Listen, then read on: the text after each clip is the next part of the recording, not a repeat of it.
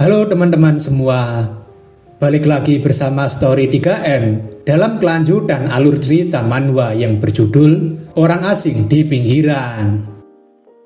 Baiklah, langsung saja kita masuk ke dalam alur ceritanya.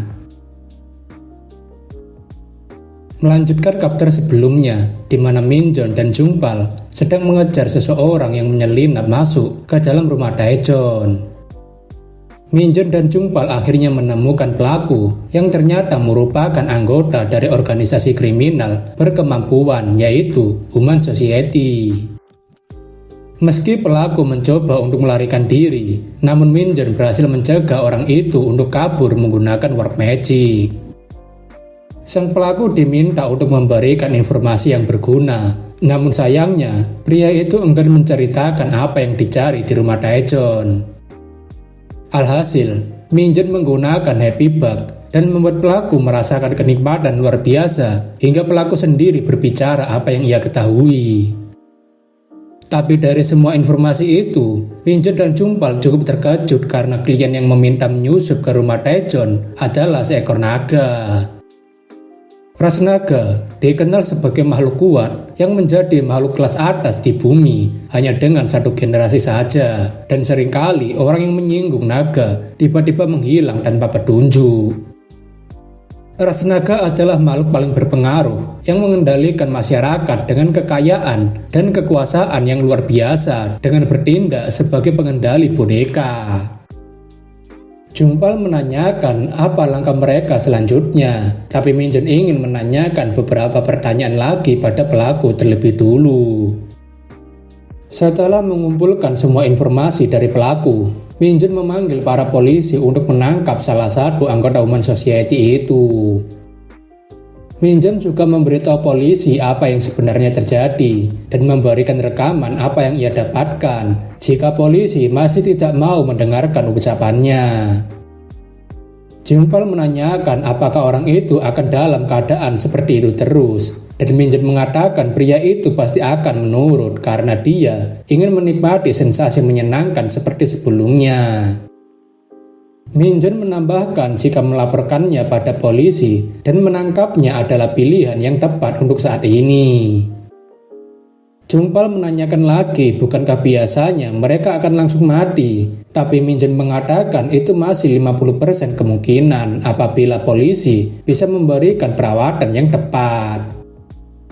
Namun tetap saja, sihir yang ditanamkan oleh seorang penyihir pada target itu akan tergantung sebagaimana kuat penyihir dan mental target. Dalam perjalanan kembali setelah selesai mencari petunjuk, Minjeon dan Jungpal mendengarkan berita di mana kunjungan pertama Putri Fermi rupanya mengarah ke Korea. Tapi dalam perjalanan itu, Minjeon berpikir jika sebagian besar naga tidak mau repot-repot melakukan hal seperti ini, dan ia menduga ada sekitar 4 pelaku yang ada di dalam benaknya. Namun, Minjeon masih belum bisa menebak apa motif sebenarnya mereka melakukan semua ini, dan siapa saja jabingan yang merencanakan semua ini. Selain itu, ada berita mengenai harga pasar saham Hyosung Industry yang mencapai batas harga saham dan memiliki kapasitas pasar sebesar 15%. Mendengar jika itu adalah Hyosung Industry dari perusahaan Daejeon membuat Jungpal dan Minjeon jadi ikutan terkejut karena bisa-bisanya harga saham mereka naik. Minjeon berpikir apakah masalah seperti itu bisa diatasi saat keduanya tidak hadir, dan Jungpal mengatakan mungkin saja itu sudah disetujui sebelum Daejeon menghilang. Minjeon sebenarnya masih merasa agak aneh kenapa perusahaan Hyosung masih bisa berjalan dengan mulus dengan keadaan presiden mereka yang sedang menghilang. Namun daripada pusing memikirkannya, Minjeon mengajak Jungpal untuk makan bersama di rumahnya karena Katie sedang membuat sendok daging dengan keju. Sebelum kembali ke rumah, Minjeon dan Jungpal menyempatkan diri untuk pergi ke rumah Daejeon guna mengkonfirmasi ucapan yang diberikan anggota HS tadi. Minjeon dan Jungpal memeriksa rumah Daejeon lagi dan menemukan berangkas rahasia yang disebutkan sebelumnya, tapi mereka berdua tidak berhasil menemukannya. Pencarian berangkas rahasia yang dimaksud juga makin sulit ketika teflon yang mereka bawa rupanya tidak mengetahui hal seperti itu juga. Pada akhirnya, Minjeon dan Jungpal memutuskan untuk kembali ke kantor dan mendiskusikan apa yang harus mereka berdua lakukan selanjutnya. Dari semua informasi dan penyelidikan yang Minjeon lakukan selama ini untuk menemukan dalangnya, Minjeon akhirnya mencapai satu kesimpulan. Minjeon mengatakan jika intinya adalah mereka sebaiknya menyerah saja karena mereka pasti akan kalah sebelum mendapatkan apapun. Minjeon mengatakan jika ia akan pergi ke biro imigrasi dan membicarakannya pada Katie. Tapi rupanya Katie sendiri sudah datang dengan sangat meriah. Baru saja diomongin, Katie akhirnya datang dengan sendirinya dan Katie menanyakan sedang apa Paman Jungpal kemari. Jungpal menanyakan kenapa Katie memanggilnya Paman dan Katie mengatakan jika wajah Jungpal memang terlihat seperti itu. Katie bertanya kenapa ada teflon di atas meja dan menanyakan apakah mereka berdua berencana membuat makanan enak tanpa dirinya. Minjeon mengatakan jika Katie pasti akan menyesal jika menyentuh wajan itu karena dirinya sendiri dan Jungpal merasa jijik. Katie menanyakan kenapa mereka berdua jijik seperti itu dan wajan itu langsung menyapa Katie dengan sebutan Nona. Mendengar sebuah wajan bisa berbicara, Katie malah terlihat sangat antusias dan menanyakan apakah dia adalah wajan berego. Wajan itu memberitahu jika Katie bisa memanggilnya bodoh, dan Katie mengatakan ia senang berkenalan dengan bodoh. Tapi setelah dipikir lagi, Katie menanyakan apakah itu nama wajan sebenarnya, karena rasanya tidak enak memanggilnya bodoh. Wajan itu kemudian memberitahu nama aslinya adalah Dignov, dan Katie akhirnya tahu harus memanggil wajah itu sebagai sebutan Dignov. Minjeon menyarankan agar Katie tidak berpikir untuk membawa wajan itu kemana-mana sambil memamerkannya. Katie menanyakan sepertinya ada yang salah dengan raut wajah Minjeon, dan ia menanyakan sedang ada masalah apa, tapi Minjeon mengatakan tidak ada.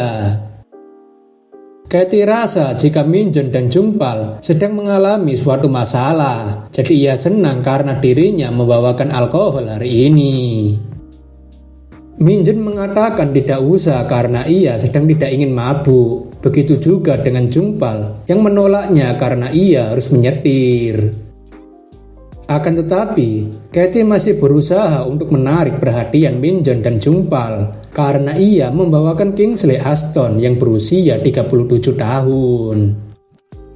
Dalam sekejap, Jungpal dan Minjeon langsung berubah pikiran dan mereka berpikir untuk membelikan makanan ringan sebagai makan malam dan pergi berbelanja.